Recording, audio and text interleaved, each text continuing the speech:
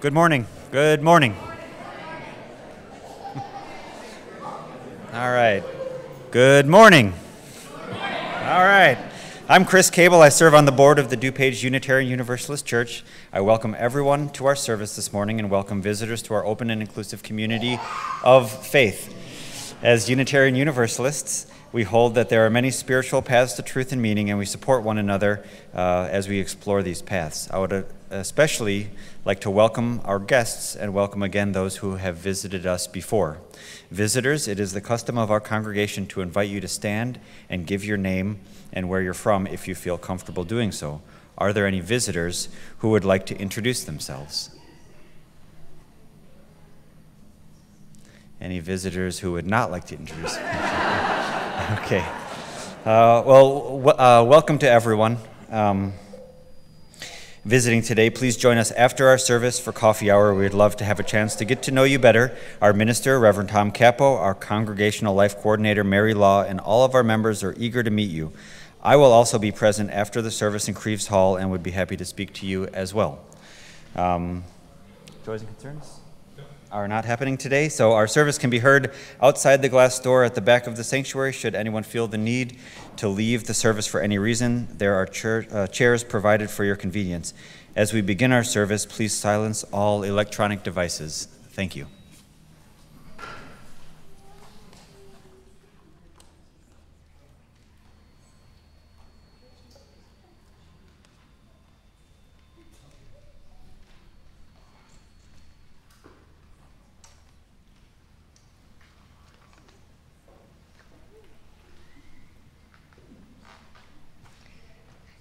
As we light the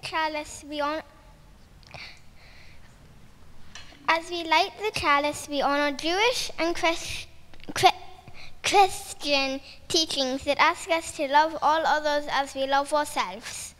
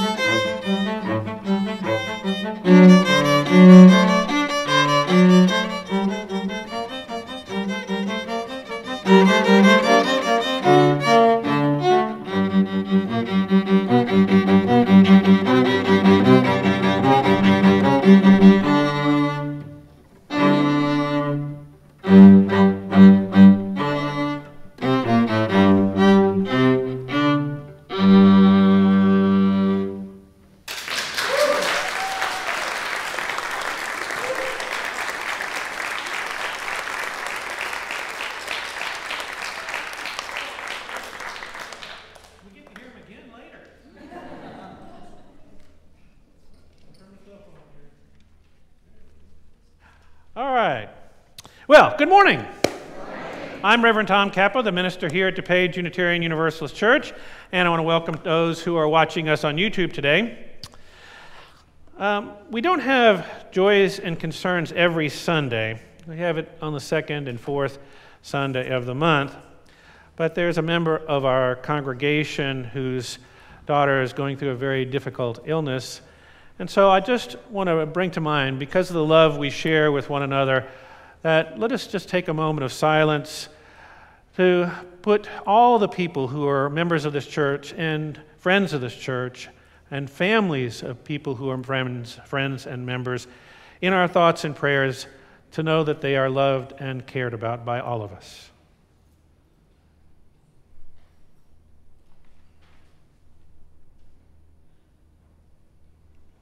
Amen. Well, here is the question we're going to look at today. What happens when we live our lives with a vision of our better selves held firmly in our hearts and minds? And I say better, and even though it says in the order of service best, we're going to stick with better today. I opened the service with some words by a group of people. They're Unitarian Universalist ministers, religious educators, lay leaders, membership directors. They call themselves the Soul Matters Team, and they wrote this opening. We come bound by the threads of a dream, of all walking together side by side, none of us above or below, less or more or forgotten. A dream that is more is possible if more than all we, a dream that is more is possible even more than we have ever imagined. A dream of kindness and connection that softens and turns us toward each other with tenderness. A dream of courage and commitment that will enable us to stay the course and admit when we have gone astray. May this vision comfort and challenge us. May it weave us together and never let us go until the dream in our hearts is made real.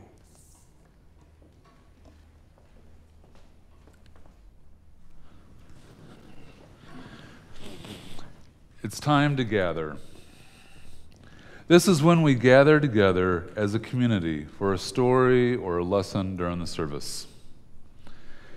After today's time to gather, we'll sing a song, and then I'll lead the children to their religious education class with their teachers. Today, I would like to invite our young and young at heart to come forward and sit here in front of our Wonder Box.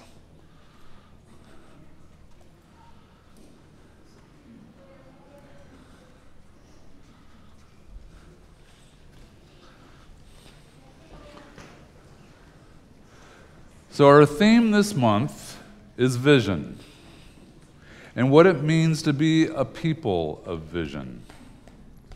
So here I have a box, and this is a special box. This box reminds us that there are many things in the universe which we do not know, and we can only wonder about. Wondering is an important part of being a Unitarian Universalist. This special box is our Wonder Box. Inside of it is something that has to do with vision. I wonder what could be inside. I need a volunteer to come open the box for me. Sophia, would you like to come forward and open the box for me? What's in there? Can you pull it out?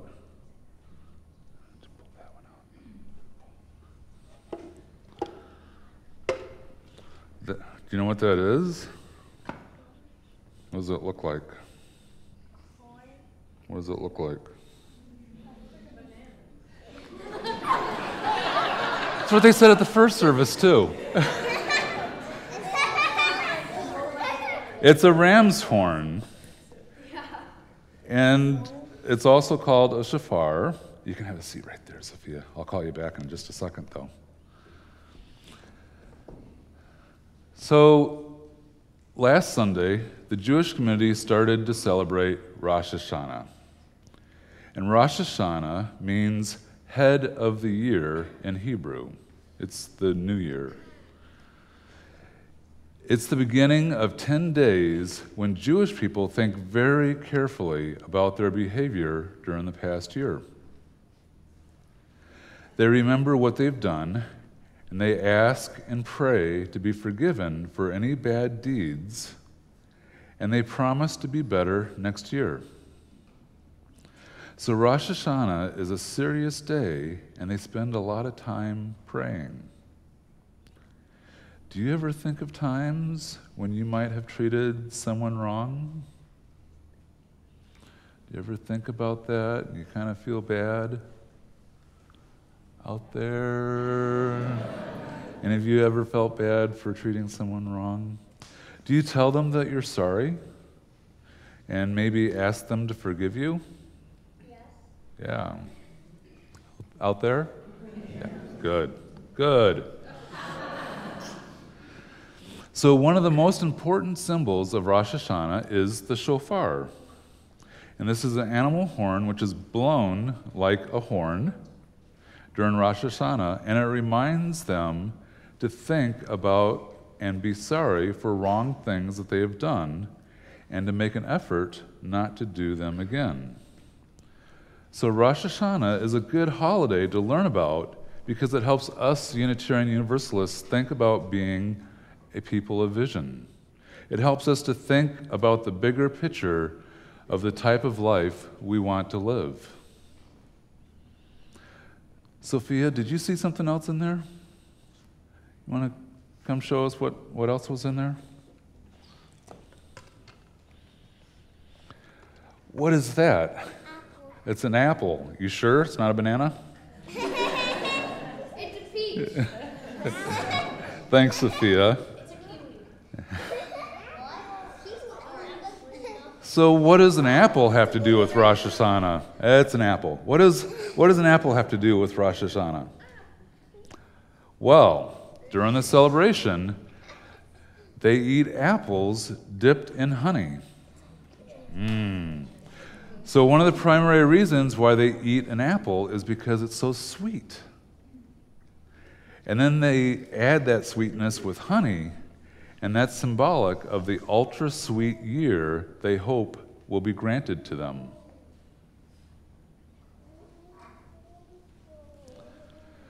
So let's get ready to go to class, but first let's sing. Please rise in body or spirit, and let us join together in singing hymn number 219 in the gray hymnal, O Hear My People. The children and youth will depart after the first verse. The words will be projected on the screen.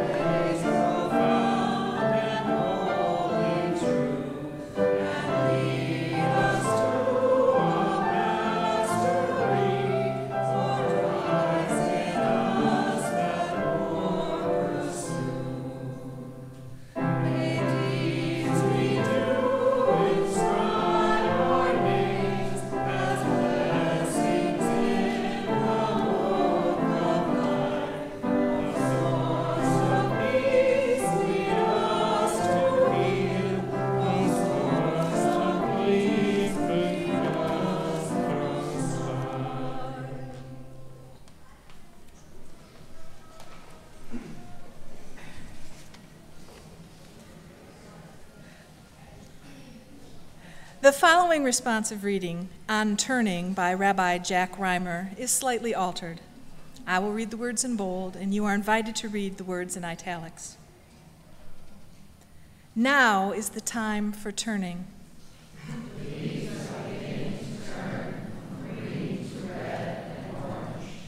The birds are beginning to turn and are heading once more toward the south.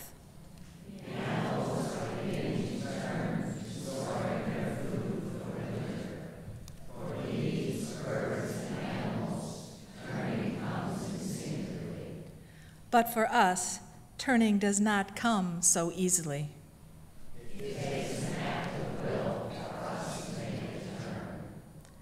It means breaking with old habits.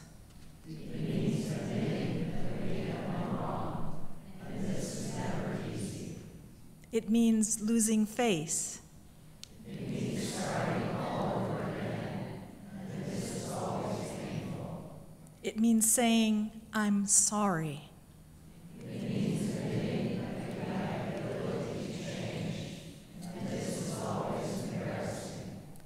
These things are terribly hard to do.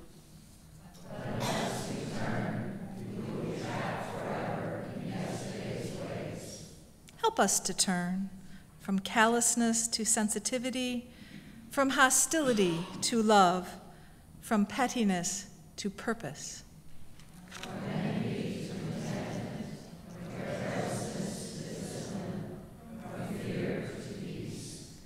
Turn us around and bring us back toward what is of ultimate worth in our lives.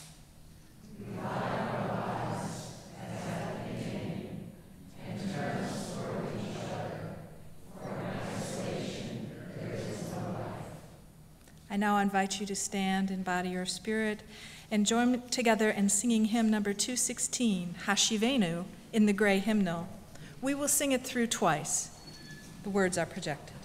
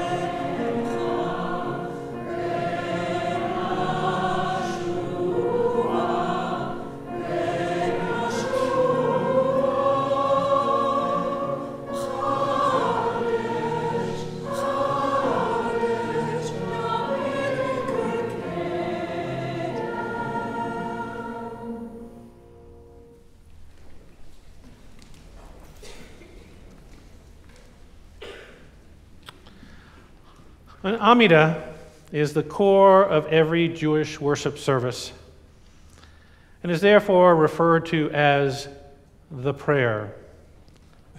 Amidah, which literally means standing, refers to a series of blessings recited while standing.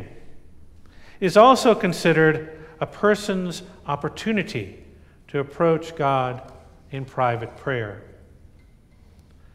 Rabbi Jack Reimer wrote an alternate Amidah for Rosh Hashanah, and I have adapted it for us today to reflect on our idea of a better vision, a vision of our better selves. Because in this prayer, there are questions. And what I'm going to ask you to do is to listen to these questions. I don't want you to write down yes or no about these questions, but just to listen to them and notice what comes up for you as you listen to the questions. And after you've done that, at the end of this time, I'll ask you to take out a piece of paper and write a vision of your better self. And you can do that in words or an image. And hold on to that. You're not going to share it with anybody. This is purely for your own personal reflection. Now, you have a piece of paper in your order of service. On one side, there's an announcement. On the other side, it's blank. So that's for you to write on after we finish this reflection time. And if you need something to write with, please raise your hands. And we have a gentleman in the back with a number of things to write with who can hand them to you. Again, this is just for your own purposes. They're not to share with anybody for anything else. It's just for you to think about an image of your better self.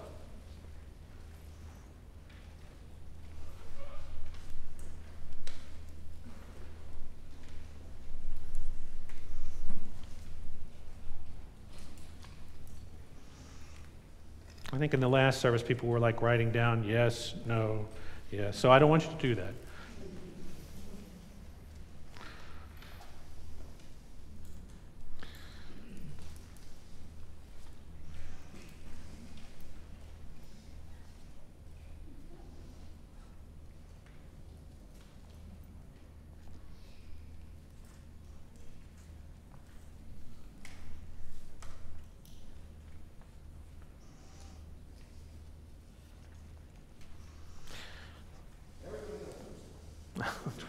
Three more to go. Again, these are just questions for you to reflect on as you write your own vision of your better self after the prayer, for a time of prayer or reflection.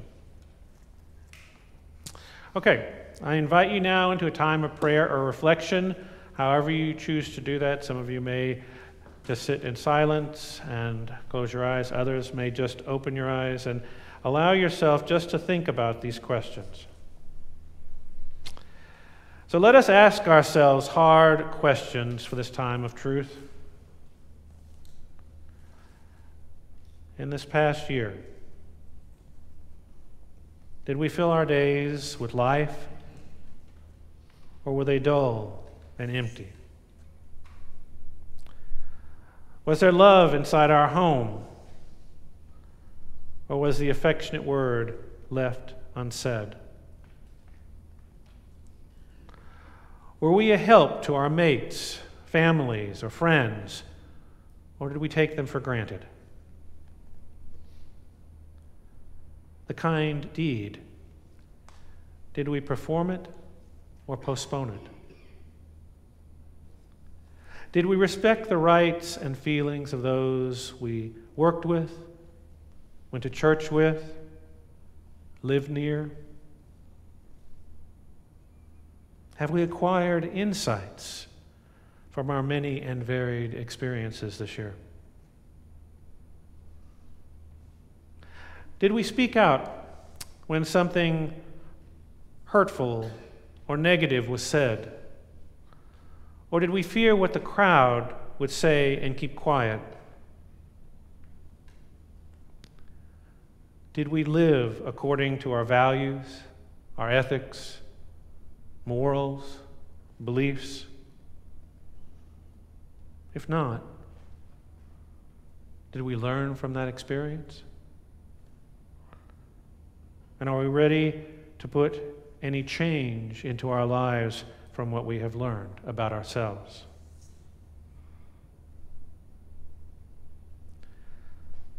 Now, there will be a time of quiet for each of you to write, reflect, think about your better self. I'll ring the chime when the time is over.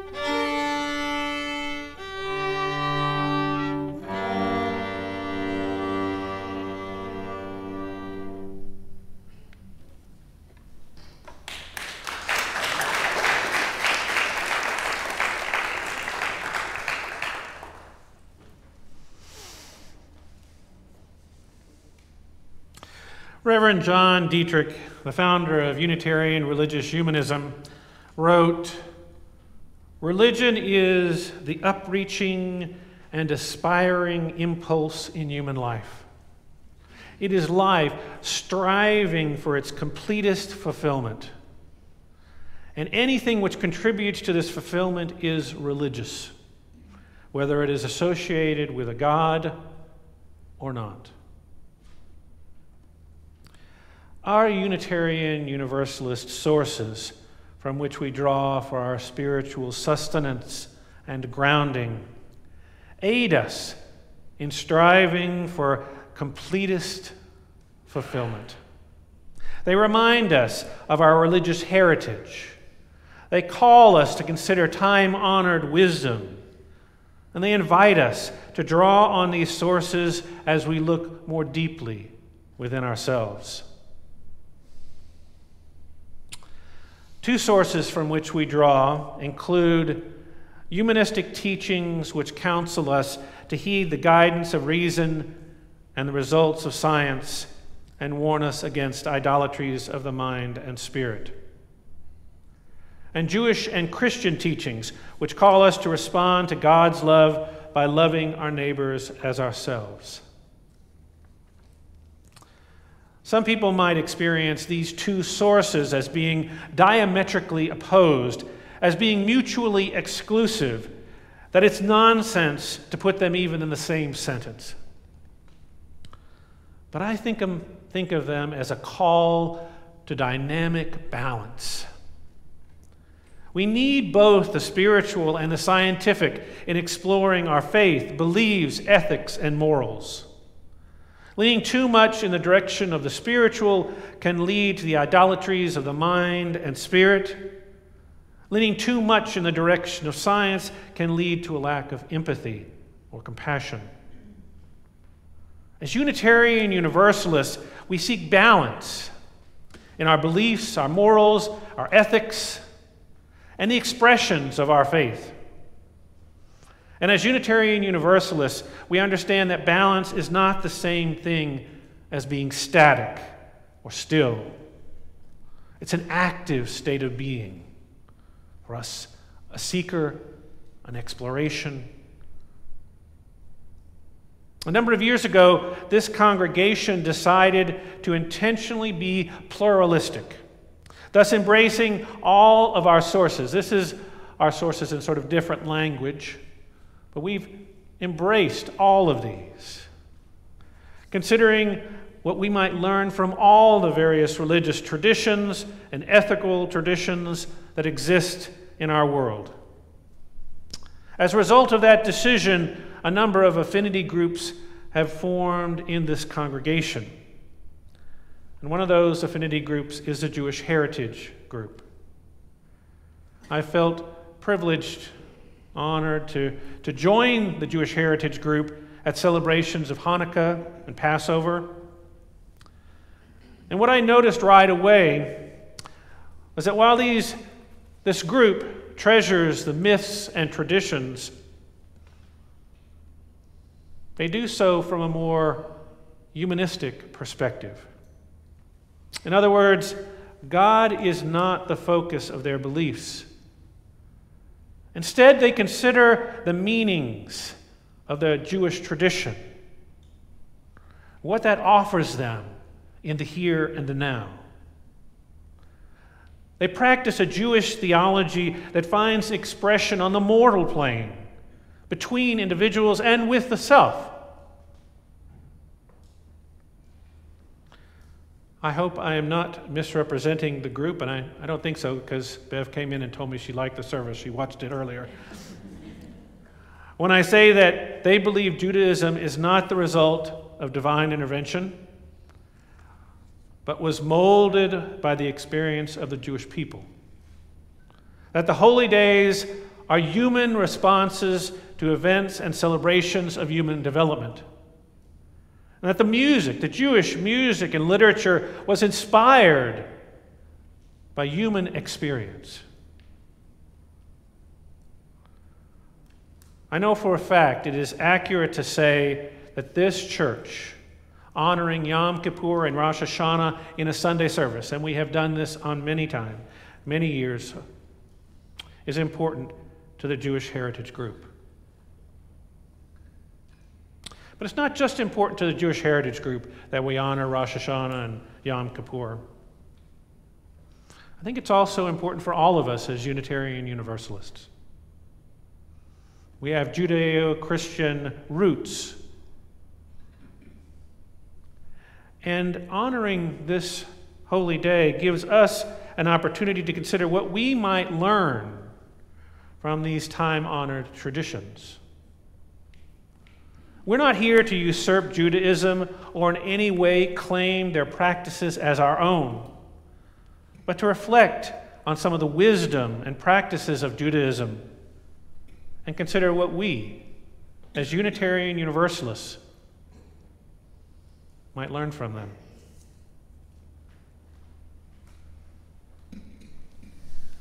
Rabbi Jody Kornfeld of the Society of Humanistic Judaism wrote, Rosh Hashanah reiterates the themes of forgiveness, resolution, peacemaking, and ultimately, our ability to choose to change. In making such a choice, Rosh Hashanah is not simply a single day's observance, but it has a message to be taken to heart and applied daily. It has a particular purpose if we are wise enough to recognize it. Rosh Hashanah asks that we pause, assess, and recalibrate. We reflect on the past year and look ahead to the next. It need not be a one-day experience, and indeed, traditionally Rosh Hashanah began a 10-day period of mental habits, 10-day period of introspection leading to Yom Kippur. We can develop the mental habits started on Rosh Hashanah and practice them every day. For example, making a point of setting aside time to think and share your own company with yourself. The effort will be rewarded with renewed energy and creativity, with greater patience and enjoyment, and with a deeper understanding of ourselves and the meaning of our lives. It demands that we pay attention. Its very name involves using the head, the Rosh. Paying attention is the purpose of hearing the shofar, the ram's horn. Awaken the senses now. Listen to those around us now. Enjoy the blessings in our lives now. Notice the small wonders now. That is where the extraordinary lies, where the true sense of awe emerges. The present is where life happens.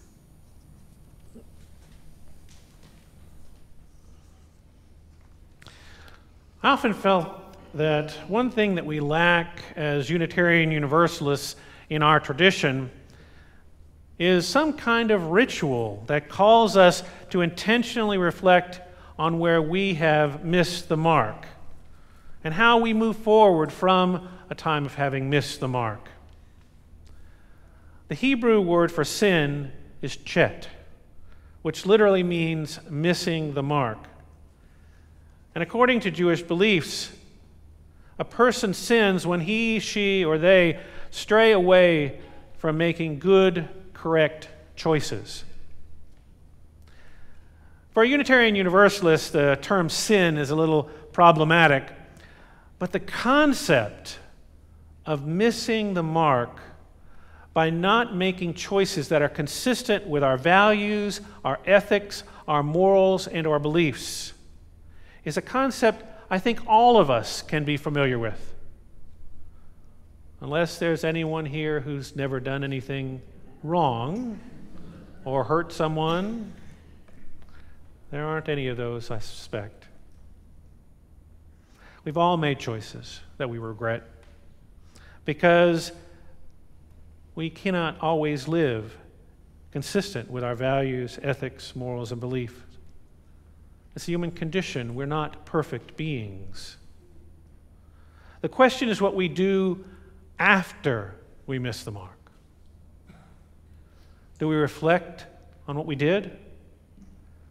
Do we consider how to forgive or make amends? Do we learn from this behavior? Do we make any changes in our lives due to this experience? And how can we more consistently hold our values, morals, ethics, or beliefs in the front of our minds so we can reduce the frequency of missing the mark? The beginning of the Jewish year is also more or less the same time that we celebrate, honor, remember the beginning of our church year.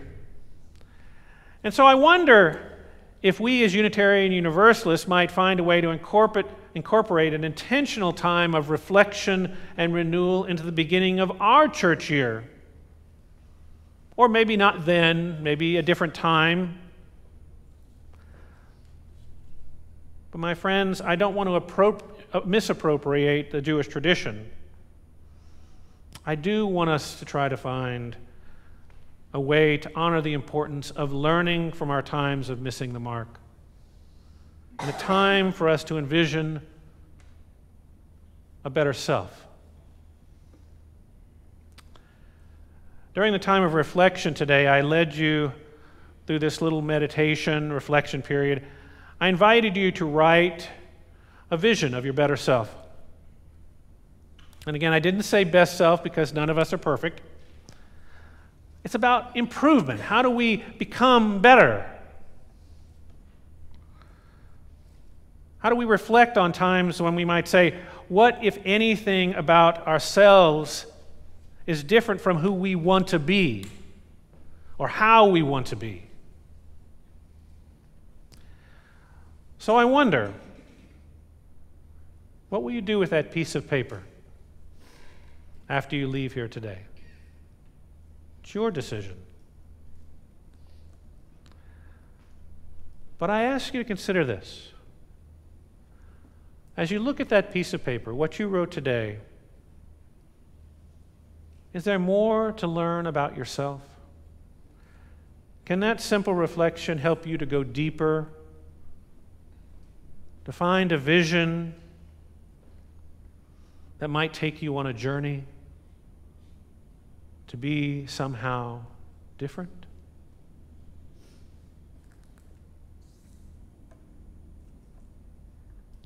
We sang Hashivenu today. This is a prayer sung by the Jewish people, and it's translated as, turn us back, O Lord, to you, and we will turn, and we will turn. Renew our days as before. Jewish feminist writer Konet Ileana Joy Strait reflected on this prayer.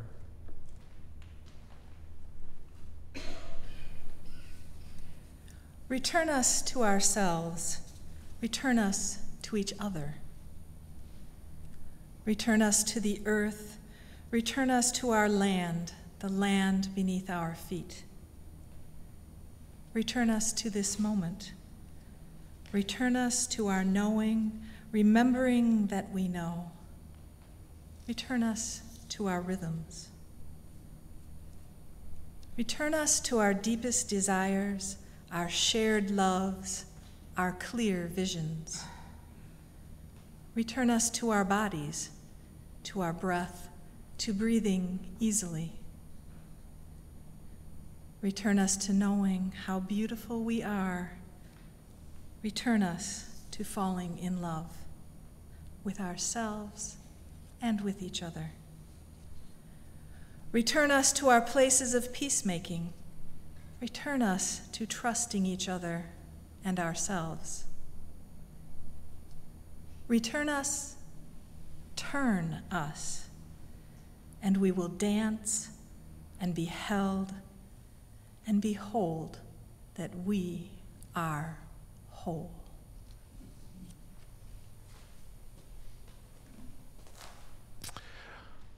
When I talk about a vision of our better selves, I'm not talking in terms of materialism. making more money, having a successful career, fancy cars, club membership. I'm talking about being better, more connected to our truest, deepest self. About being more authentic with ourselves. If we can envision, we can know more about who we want to be. I ask you to think about that. How can you be your most authentic self? What would that look like? Well, UU minister Reverend Suzelle Lynch takes that thought and she reflects on it. She says, vision of our better self, our more authentic self, is like a passion. It surges up from our roots, from the core of our being. Vision is a force within us in the principles by which we live and guide our lives. Our vision rises up from what we hold most dear.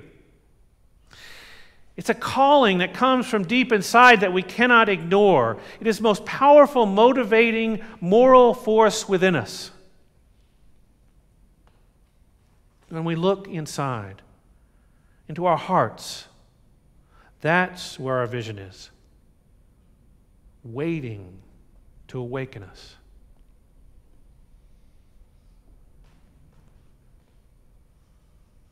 If we're going to have an honest relationship with ourselves, I believe we need to stop from time to time in our busy lives.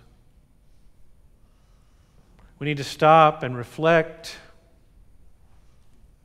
We need to stop and let that vision waiting deep within us to awaken us. We need to stop and reflect on who we are in relationship to ourselves and in relationship to all the people in our lives. Hopefully, you can find opportunities to stop and let that awaken within you.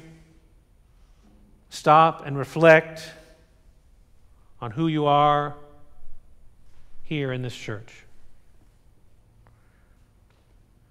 Here in this church,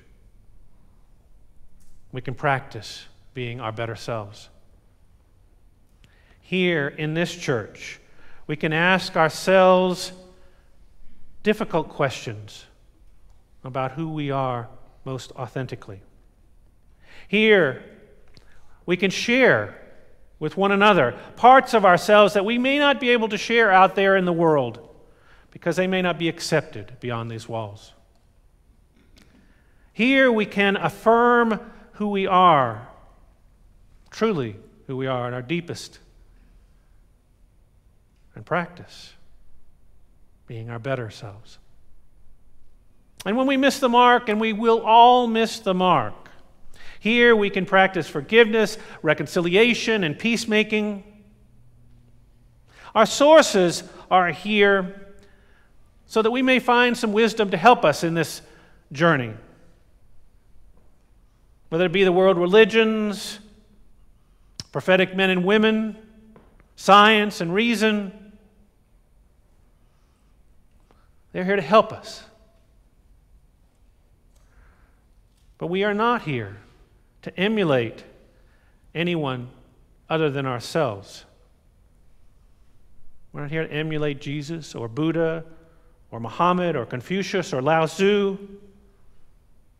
Here we are encouraged to be the most authentic Reverend Tom or Jenny Hobbs or Dave Jelliff or whoever you are, your most authentic self.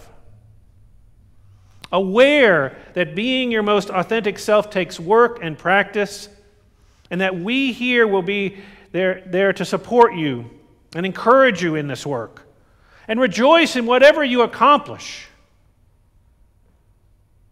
We are all capable of being better, our better selves. And this church is a place where we are called to encounter each other with wonder and appreciation and expectation, where we call out, just by being in relationship with one another, we call out each other's strengths and wisdom and compassion that we may never knew we even had. This is how we work here, what we aspire to be as a church. And may it always, always be so.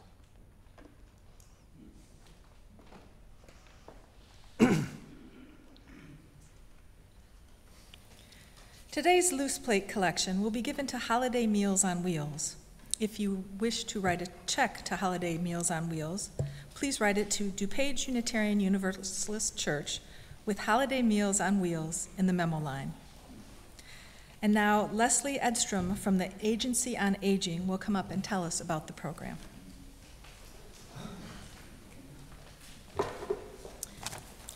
Thank you for allowing me to come today and speak to you about the Holiday Meals on Wheels program.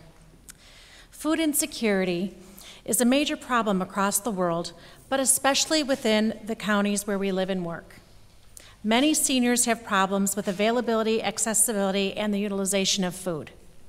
They experience difficulty with both buying food and preparing meals.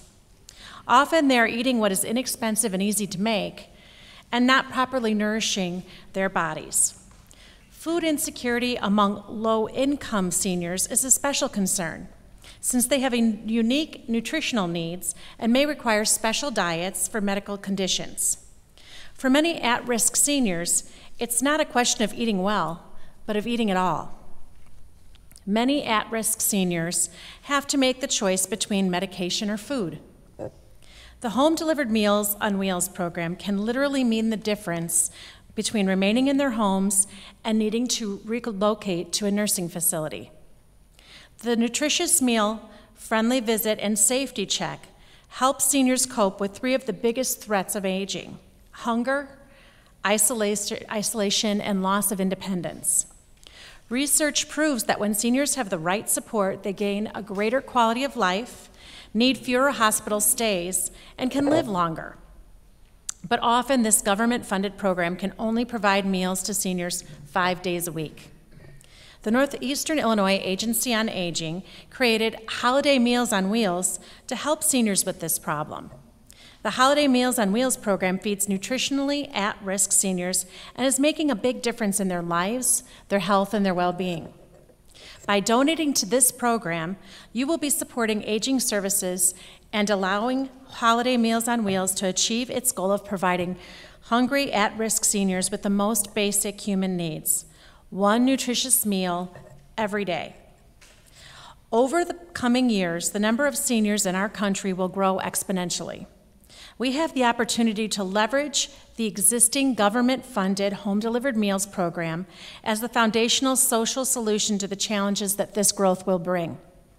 Your donation will help at-risk older adults remain living healthy and independent in their homes where they want to be, avoiding far more costly healthcare alternatives such as unnecessary trips to the emergency room, hospitalizations, and nursing home placements. In turn, everyone benefits from billions of dollars in taxpayer savings. We thank you for your consideration in helping our seniors receive food, dignity, and the respect they so deserve. And I have a few more things I want to add.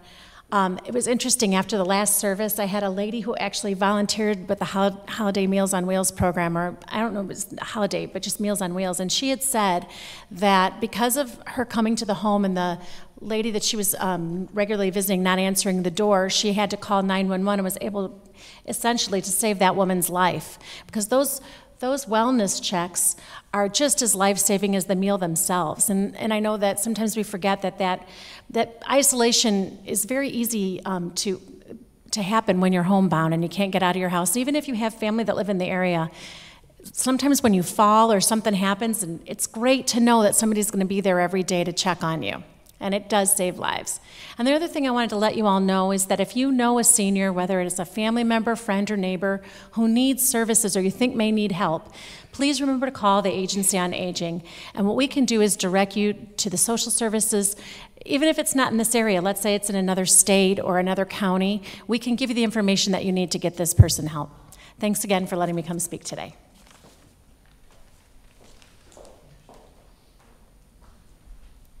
This morning's offering will now be given and gratefully received.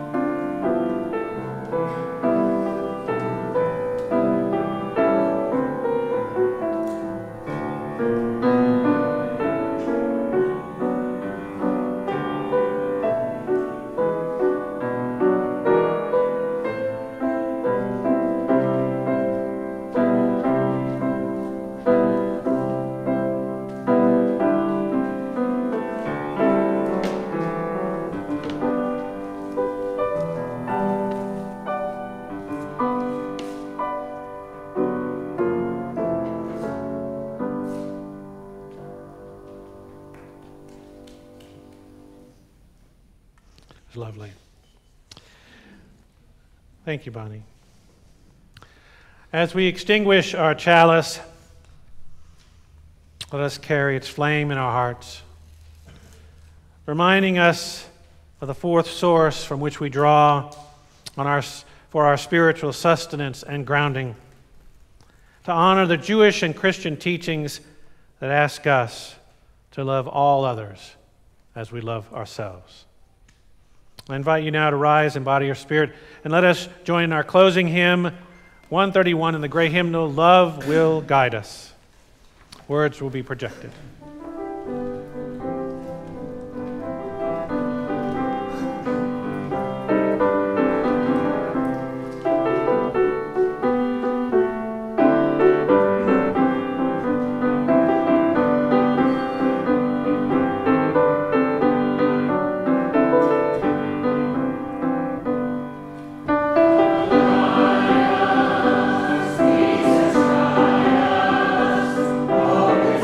Messiah.